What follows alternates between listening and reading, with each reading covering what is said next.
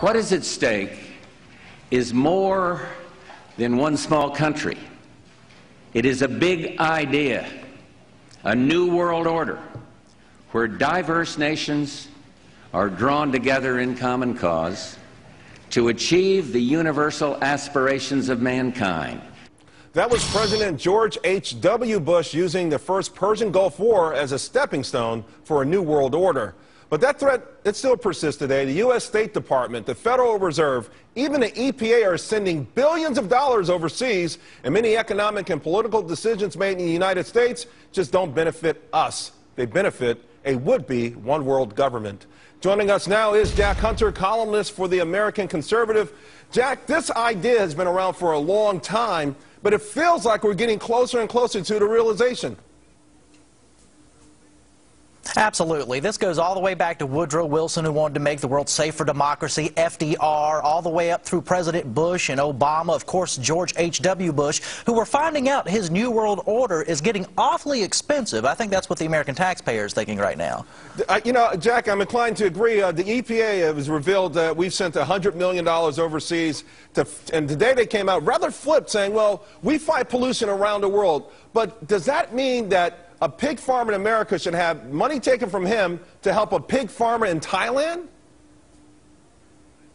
Absolutely not. And I would go a step further. Why are American citizens having to answer to international institutions and to obey what people who are outside of our Constitution and our government and political traditions, they should be telling American citizens what to do. Let me give you an example of that sort of overreach, that loss of sovereignty we see so often. A number of years ago in the state of Texas, and I don't care what you think about the death penalty, whether you're pro or anti-death penalty, an illegal alien killed someone, and the Texas state justice system decided that that man needed to be put to death. Well, the United Nations decided that since that man was not an American citizen, it could step in and tell the state of Texas what to do. Who sided with the United Nations? You got it, George W. Bush. That's the road we're heading down. We need to have a U.S. Constitution, not a UN Constitution. The loss of sovereignty is something very serious, and we need to keep an eye on it. Well, it would seem to me maybe go beyond keeping an eye on it. Just think, I mean, here recently, and I want your opinion,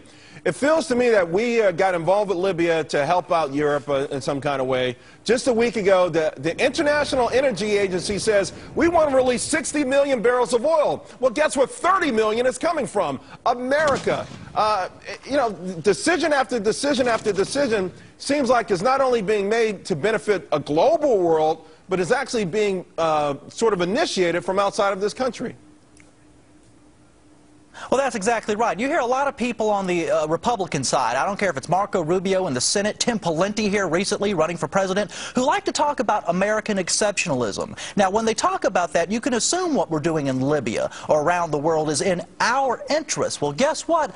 Often it is not. It is for the interests of other nations. It's for the interests of global elites. I don't care if they're corporate or government forms. It's in the interest of everybody but the American taxpayer who sends their sons and daughters off to fight these wars and foots the bill with their own money when we are out of money. It makes no sense whatsoever. And those who pretend that we're patriotic, I'm looking at the Republican side there, your Tim Pawlenty's, perhaps Rick Santorum, to think it's patriotic for us to be in Libya when 72% of Americans, according to some polls, say that they have no idea why we're there, we shouldn't be doing this so much around the world. Who is our government serving? Us or global elites? It's a good question.